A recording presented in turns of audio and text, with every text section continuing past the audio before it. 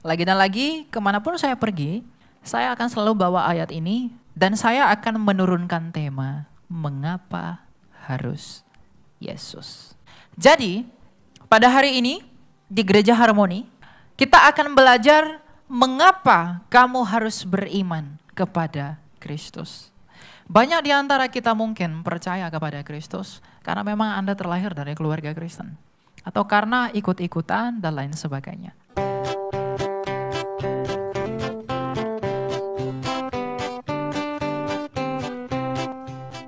Shalom. Sekali lagi shalom. Kurang kuat. Shalom. Oke. Hari ini kita akan belajar firman Tuhan dari Kisah Rasul 4 ayat 12. Lagi dan lagi, kemanapun saya pergi, saya akan selalu bawa ayat ini dan saya akan menurunkan tema, mengapa harus Yesus. Jadi, pada hari ini di Gereja Harmoni, kita akan belajar mengapa kamu harus beriman kepada Kristus. Banyak di antara kita mungkin percaya kepada Kristus karena memang Anda terlahir dari keluarga Kristen. Atau karena ikut-ikutan dan lain sebagainya. Ada yang belum dibaptis? Apakah ada yang belum dibaptis? Boleh tunjuk tangan? Semua sudah dibaptis? Yang tidak tunjuk tangan? Ada yang belum dibaptis tapi tidak mau tunjuk tangan? Belum ada. Oke, jadi saya berharap semua di sini sudah dibaptis dan akan dibaptis. Mungkin Anda setelah mendengarkan ini, Anda harus memutuskan kenapa saya harus dibaptis. Oke, Kisah Rasul 4 ayat 12 berbunyi ini surat dari Rasul Lukas, penulis Kisah Rasul. Dan yang keselamatan tidak ada di dalam siapapun juga selain di dalam Dia. Dia di sini adalah Kristus. Sebab di bawah kolong langit ini tidak ada nama lain yang diberikan kepada manusia yang olehnya kita dapat diselamatkan. Sekali lagi. Dan yang keselamatan tidak ada di dalam siapapun juga selain di dalam Kristus. Sebab di bawah kolong langit ini tidak ada nama lain yang diberikan kepada manusia yang olehnya kita dapat diselamatkan. Ini merujuk kepada nama apa? Kepada apa yang disaksikan oleh malaikat dalam Lukas 2 ayat 11. Hari ini telah lahir bagimu Kristus Tuhan di kota Daud. Apa yang membuat saya harus percaya kepada Kristus dan apa yang membuat saya harus mengerti mengapa keselamatan itu hanya ada di dalam Kristus?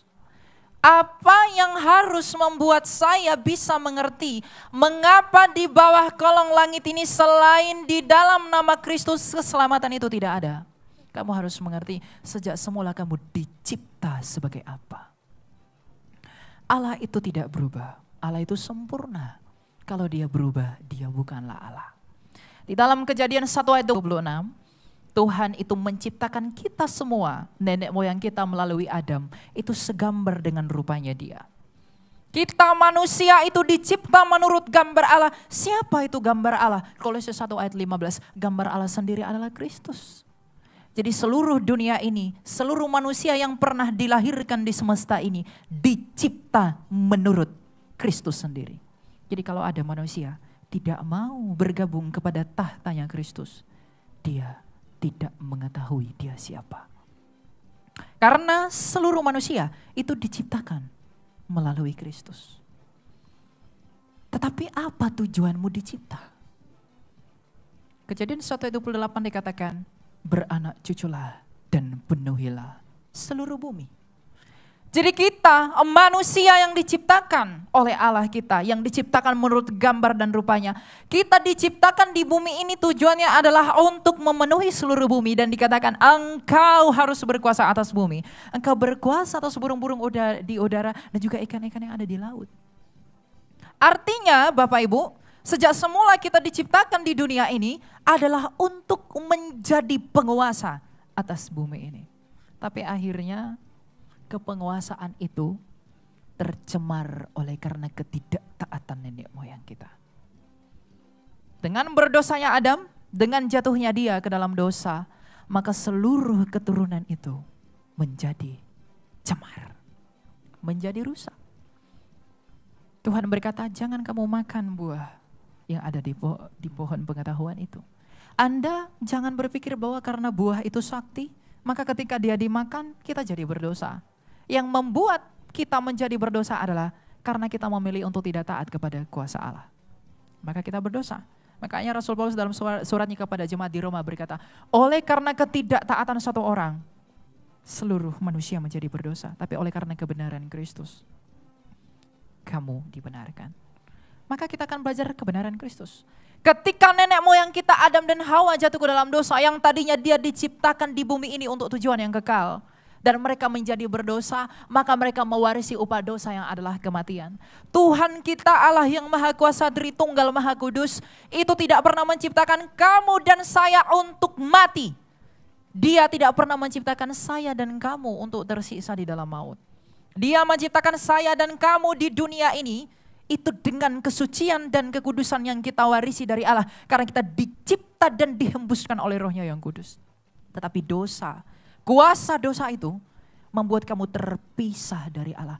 Maka ketika manusia itu berdosa, dia terusir dari hadirat Allah dan disuruh pergi dari Taman Firdaus itu. Ketika manusia itu sudah jatuh ke dalam dosa, maka sakit, penyakit, penderitaan, kesusahan, duka cita, ratap tangis dialami oleh manusia. Anda berpikir sampai sekarang Anda bekerja cari duit untuk makan itu karena apa? Karena dosa. Anda sakit itu Anda berpikir karena apa? Karena dosa. Sekaya apapun orang, dia pasti mengeluh. Itulah upah dosa. Dan siapakah yang luput dari dosa di semesta ini? Siapakah yang lepas dari dosa di semesta ini? Siapakah yang tidak pernah menderita di dunia ini? Semua orang telah mengalami kenyataan yang pahit bahwa kita semua menderita oleh karena dosa. Maka karena kepahitan dari dosa itu, kita semua harus mati di bawah kuasanya. Karena kita memilih untuk tidak taat kepada Allah. Maka kabar baiknya, ketika manusia itu jatuh ke dalam dosa, yang Tuhan janjikan itu adalah Mesias. Tuhan tidak berkata kepada Adam dan Hawa, aku akan memberikanmu sebuah agama yang harus kamu yakini agar kamu selamat. Ketika manusia itu jatuh ke dalam dosa, Tuhan tidak menjanjikan aku akan memberikanmu satu sistem untuk kamu anut. Tapi ketika manusia itu jatuh ke dalam dosa, yang Tuhan janjikan adalah keturunan perempuan ini akan meremukkan kepala iblis, dan iblis akan meremukkan tumit anak itu. Dan semua para nabi sejak zaman Musa selalu bernubuat. Musa mengatakan bahwa akan seperti aku. Mika mengatakan dia akan lahir di kandang domba Ve'atah Migdal Eder. Yesaya mengatakan dia akan mati di antara dua penjahat. Dia mati bukan karena kesalahannya, tapi dia mati oleh karena pelanggaran kita. Daud mengatakan ia akan mengucapkan Eli Eli lama sabahtani ketika tangan dan kakinya terpaku. Seluruh para nabi selama 2000 tahun menanti-nanti pribadi itu. Maka pada tahun 4 sebelum Masehi lahirlah pribadi di sebuah kandang domba yang begitu hina di suatu kota kecil, kota nenek moyangnya di Bethlehem. Dan pribadi itu bernama Yesus Kristus. Mengapa Anda harus percaya kepada pribadi yang satu ini? Karena kelahirannya di tempat itu bukan kelahiran biasa, tapi kelahirannya di tempat itu yang akan Anda rayakan beberapa minggu ke depan adalah kelahiran yang mendatangkan sukacita bagi dunia ini. Makanya dikatakan dalam Yohanes 3 ayat 16, karena begitu besar kasih Allah akan dunia ini sehingga ia mengaruniakan anak yang tunggal supaya setiap orang percaya kepadanya tidak binasa melainkan beroleh hidup yang kekal. Apa yang membuat saya ketika percaya kepada anak manusia itu saya memperoleh kekekalan? Apa yang membuat saya ketika saya percaya kepada hadiah dari Allah itu saya memperoleh hidup? Bukankah Kristusmu itu sama dengan dewa-dewa orang Athena? Bukankah Kristus itu sama dengan dewa-dewa orang Roma? Bukankah juga itu sama dengan dewa-dewa dan juga berhala-berhala di tempat lain yang mengatakan bahwa ada entitas yang ilahi yang telah datang ke dunia untuk menyelamatkan manusia seperti mitologi Yunani? Apa yang membuat saya harus percaya kepada dia? Apa yang saya harus pegang agar saya beriman kepada dia? Apakah ketika Kristusmu yang kamu sebut Yesus itu, ketika datang ke dunia ini lalu semena-mena kamu katakan sebagai Mesias? Tidakkah kamu percaya bahwa ternyata para nabi telah menyatakan siapa dia? Makanya dalam Lukas 16 ayat 16 dikatakan, hukum Taurat dan kitab para nabi berakhir sampai tampilnya Yohanes Pembaptis, dan sejak saat itu kerajaan Allah diberitakan dan setiap orang menggagahinya, berebut memasukinya. Makanya Kristus datang ke dunia ini adalah membawa kerajaan Bapaknya ke dunia ini. Yang tadinya dunia ini adalah milik si jahat karena tercemar oleh karena dosa, maka ia membawa kerajaan Bapaknya sebagai terang yang bercahaya di dalam kegelapan. Makanya Kristus berkata, akulah terang dunia. Jadi ketika Anda tahu bahwa dunia ini sudah begitu berdosa dan Anda harus mati karena dosa itu, maka Anda harus datang kepada Dia yang menuntun kamu kepada terang. Dan bagaimana saya tahu bahwa Kristusmu itu adalah terang? Bagaimana saya tahu bahwa Yesusmu itu adalah terang? Kamu tahu bahwa Dia adalah terang karena Dia telah mengalahkan kegelapan itu. Bagaimana cara Tuhanmu mengalahkan kegelapan itu? Dia dengan masuk ke dalam gelap melalui kematiannya. Namun ia hidup kembali. Kehidupan kembali dan juga kebangkitan Kristus inilah yang membuat kamu mengapa tidak ada alasan bagimu untuk menolak Dia. Siapakah yang sama seperti Kristus? Adakah yang sama seperti Dia yang telah mati namun hidup kembali? Seluruh agama dan kepercayaan di dunia ini, mereka mengatakan saya akan membawa kamu kepada sorga, saya akan menawarkan kamu tempat yang nyaman, saya akan membawakan kamu kepada taman yang begitu indah. Seluruh dunia ini, semua manusia di semesta ini, setiap orang yang dilahirkan dari perempuan itu mengaku bahwa mereka begitu bersalah. Dan hati nurani mereka turut bersaksi dan menuntut mereka bahwa semua dari mereka itu bersalah. Dan mereka berdosa dan mereka harus dihukum karena dosa itu. Tapi adakah yang seperti Kristus? Kalau kita sudah tahu bahwa kita harus mati oleh karena dosa, kita sudah tahu bahwa kita semua menderita oleh karena dosa, maka apa lagi yang ingin kamu tahu? Kalau kamu sudah tahu kamu harus mati karena dosa, apakah kamu tetap ingin bodoh di dalam kematian itu? Jadi kalau ada yang menawarkan kamu hidup, tetapi dia sendiri tidak hidup, maka itu hanya tong kosong, nyaring bunyinya. Makanya ayat Alkitab berkata, kalau Dia tidak dibangkitkan, maka sia-sialah kepercayaanmu. Inilah alasan mengapa Anda percaya kepada Kristus. Dan inilah alasan mengapa kamu harus dibaptiskan di dalam Kristus. Kenapa? Karena tidak ada yang telah hidup kembali selain daripada Kristus. Kehidupan kembali Kristus sebagai yang sulung dari segala manusia, itu membuktikan bahwa Dia telah mengalahkan dan menginjak maut itu dan menang di dalam kebangkitannya. Maka tergenapilah janji Allah kepada Adam. Iblis itu berusaha menginjak tumit Kristus dengan menyalibkannya. Tetapi Kristus sendiri menginjak maut itu dengan kebangkitannya.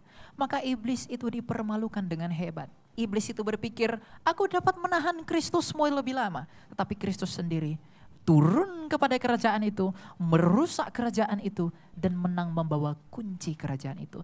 Kalau Dia sendiri telah menang atas kunci kerajaan itu, dan Dia sendiri telah berkuasa atas kerajaan itu, maka maut yang telah berkuasa atas dunia ini, yang seharusnya kamu ditawan olehnya, maka tidak ada alasan bagimu untuk ragu bahwa engkau tidak bisa diluputkan dari kuasa kematian itu. Kalau dia saja mampu membebaskan dirinya dari kerajaan maut itu, maka apa alasan bagimu untuk ragu bahwa engkau tidak dapat mengalami hal yang sama ketika engkau beriman kepada Dia? Adalah kebodohan dunia kalau kamu berkata, aku bisa mencapai surga, aku bisa mencapai hidup, sedangkan kamu sendiri beriman kepada yang mati dan tidak hidup. Inilah teologi kekristenan. Inilah eksklusivitas Kristus itu. Inilah cara Tuhan menunjukkan kepada dunia. Dan inilah cara Tuhan itu memporak-porandakan hikmat dan filsafat dunia ini bahwa tidak ada yang seperti anak tunggalku itu. Siapakah dan di manakah kamu temui yang seperti Dia? Adakah kamu temui di tempat lain yang seperti Kristus? Makanya kalau ada orang Kristen liberal berkata, gak apa-apalah, kita semua selamat. Gak perlu jadi Kristen, yang penting baik. Selamat kita. Lalu dia berbicara atas nama kasih. Saya mengatakan, kau saudaraku, meskipun tidak percaya kepada Kristus, engkau tetap selamat. Itu atas kasih dari setan, bukan dari Allah.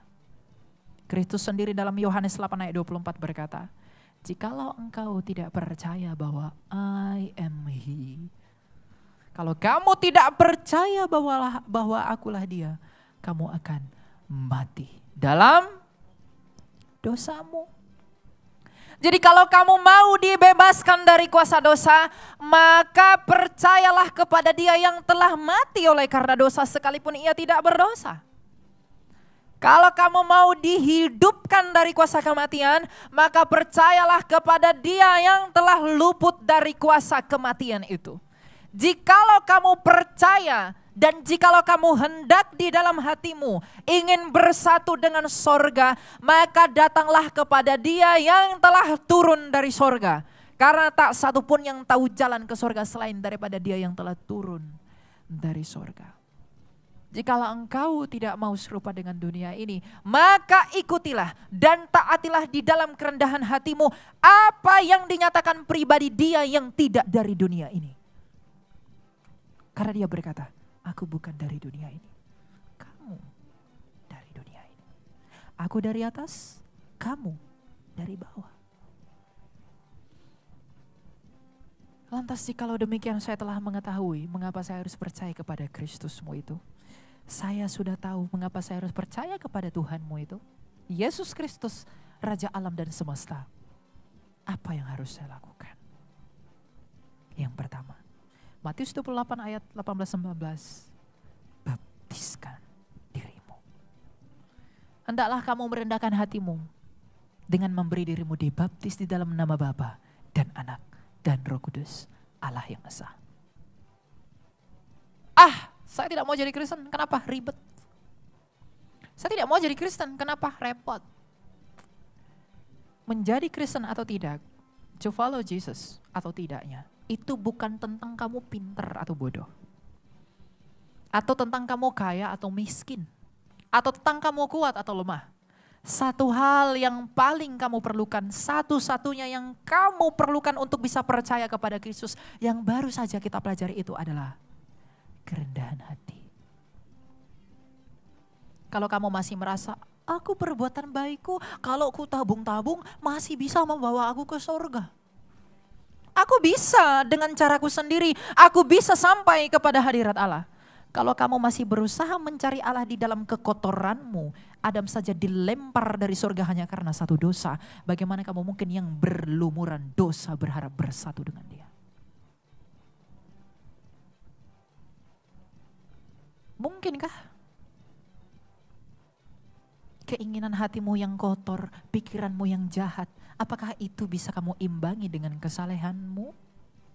Yesaya saja yang sudah kelas nabi besar berkata, perbuatan baikku seperti kain pembalut wanita di hadapanmu. Yesaya berkata begitu. Artinya perbuatan baikmu tidak berarti apapun di hadapan Tuhan. Tapi kalau kamu bersatu di dalam Kristus, maka perbuatan baikmu sekecil apapun, itu akan diperhitungkan dan kamu tidak kehilangan upahmu. Tapi kalau kamu di luar Kristus, sebanyak apapun perbuatan baikmu itu tetap akan kamu bawa ke dalam neraka. Bukan aku yang menghakimi engkau dan bukan aku yang menghakimi siapapun, tapi firman Allah lah yang menghakimi kita.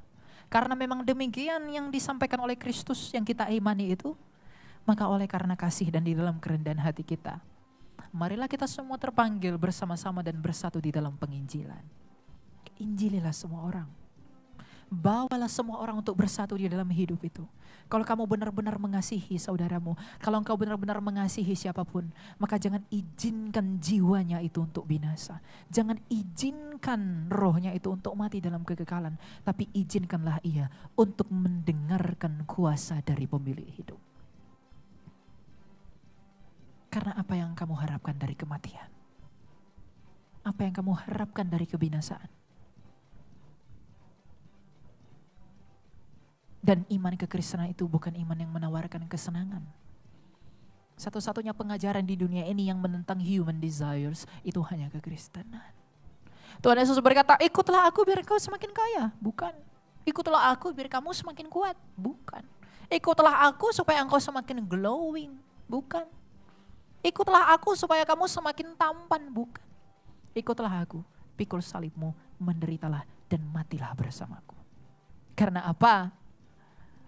Tidak ada yang bisa kamu bawa dari dunia ini kepada langit bumi baru. Jadi kalian jangan takut mati. Ada yang takut mati? Kalau orang Kristen takut mati, dia belum mengerti siapa Kristus. Karena kematian adalah keuntungan. Aduh jangan dululah. Aku masih mau ke Jepang. Aku masih mau ke sini. Kalau Tuhan tak izinkan kamu mati, kamu tak akan mati. Tapi kalau sudah waktunya, mau kamu ke Yerusalem pun, kamu mati di sana. Kamu lari kemanapun, kamu tetap mati. Tapi kalau boleh Tuhan, jangan dulu lah. Gak boleh begitu. Karena apa? 1 Korintus 15 bahwa kematian kita ini adalah sukacita bagi kita. Kenapa? Kamu meninggalkan tubuhmu yang fana dan kamu menanti di Firdaus untuk tubuh yang baru. Kamu tidak dapat membawa tubuhmu yang ada sakit penyakit ini, kamu tidak dapat membawa tubuhmu yang dapat membusuk ini ke dalam kerajaan kekal. Kamu tidak bisa membawa itu. Maka jangan seorang pun orang Kristen takut mati, tapi jangan matikan dirimu sendiri. Kata si Elia, kematian itu keuntungan. Sepertinya bunuh diri tidak buruk. Jangan begitu, aku gak bisa makan lah, biar aku mati. Yudas yang bunuh diri, apa yang dia peroleh? Tidak ada. Maka hidupmu harus Kristus dulu, baru matimu adalah keuntungan. Kalau hidupmu bukan Kristus, jangan berharap matimu keuntungan. Bagi pasangan muda yang mau menikah atau akan menikah atau sedang pacaran, ingatlah satu hal. Bahwa Kristus adalah batu karang yang teguh yang menjadi dasar hubunganmu. Jangan engkau bangun persahabatan dengan dunia dengan mempersatukan dirimu pada yang percaya kepada ilah-ilah lain. Tapi persatukanlah dirimu dengan batu karang yang teguh. Karena hubungan yang dibangun di atas dasar batu karang yang teguh akan tumbuh dengan teguh demi apa? Kesaksianmu bagi pemberitaan Kristus. Kita semua dipanggil di zaman kasih karunia ini adalah untuk menjadi surat-surat terbuka, untuk menjadi perpanjangan tangan Tuhan yang oleh Roh Kudus memampukan kita dan bersaksi mengenai siapa Kristus. Agar semua orang diselamatkan, karena kehendak Allah adalah semua orang diselamatkan. Sadarilah dan akuilah bahwa saya sendiri dan kamu semua adalah orang berdosa. Bahkan mungkin saya adalah orang paling berdosa. Tapi justru di dalam keberdosaan kita inilah Tuhan menunjukkan betapa sabarnya Ia terhadap kita. Dan kalau Ia sendiri dan kamu sendiri telah tahu bahwa betapa sabarnya Ia menanti-nanti kita sebagaimana Ia begitu sabar menanti-nanti bangsa Israel, maka kamu harus memutuskan untuk bertobat dan kembali kepada jalan Kristus. Jikalau kamu tidak berbuah, maka kamu pun akan dibuang. Apakah saya cukup harus beriman saja? Ya sudah, saya percaya Yesus. Saya ke gereja, saya kasih persepuluhan, udah. Tidak. Kamu harus berbuah. Karena jikalau kamu tidak berbuah, maka kamu bukan ranting yang tercangkok kepada Kristus. Kristus berkata, akulah pokok anggur yang benar dan kamulah ranting-rantingnya dan Bapakulah pengusahanya. Jikalau kamu sebagai ranting tidak berbuah, maka kamu akan ditebang dan dibuang ke dalam api. Maka kita semua harus berbuah. Buah kita apa? Hidup yang benar. Pemberitaan Injil. Injil itu harus diberitakan ke seluruh dunia. Dan Anda harus mengambil bagian dalam hal itu. Jangan kamu egois, menikmati keselamatan itu sendiri-sendiri. Kalau ada orang di sekitar kamu yang belum mendengarkan kebenaran, dan kamu tidak mau memberitahu kebenaran itu, maka Tuhan akan menuntut jiwanya kepada kamu. Ini bukan karangan saya. Tugas kamu adalah menginjili. Para rasul dipanggil itu untuk menginjili. Kamu juga dipanggil begitu. Bahkan Tuhan Yesus berkata, kamu akan bisa melakukan yang lebih besar. Kita dipanggil untuk itu. Jadi kuasa Kristus yang telah mempersatukan kita dengan Sang Bapa di dalam kasih karunia-Nya melalui penebusannya dengan menumpahkan darahnya di atas kayu salib. Itu menjadi kebanggaanmu yang tiada berkesudahan. Artinya salib Kristus itu adalah kebanggaanmu. Jangan bertepuk dada karena engkau kaya. Jangan bertepuk dada karena engkau pintar. Jangan engkau bertepuk dada karena engkau kuat. Tapi hendaklah engkau bersuka cita dan bermegah oleh karena engkau mengenali Dia di dalam belas kasih-Nya, di dalam Bapa, keadilannya di dalam Kristus, dan kebenarannya di dalam Roh Kudus. Agar apa? Agar senantiasa kemanapun engkau pergi, ketika engkau melihat rupa-rupa dunia ini, engkau selalu mengingat bahwa ada satu nyawa yang kudus dan yang tidak berdosa yang telah diberikan bagiku untuk menyelamatkanku. Maka hendaklah kita semua menjadi saksi Kristus dari sekarang hingga Maranatha. Dengan apa? Buah hidup kita, perkataan kita, tindakan kita, kebenaran yang ada pada kita. Sebab tiada ada hidup dari yang mati. Tidak ada surga dari yang tidak pernah dari surga. Hanya ada hidup dari yang hidup. Berbahagialah mereka yang mendengarkan firman Tuhan dan yang melakukannya, karena mereka yang empunya kerajaan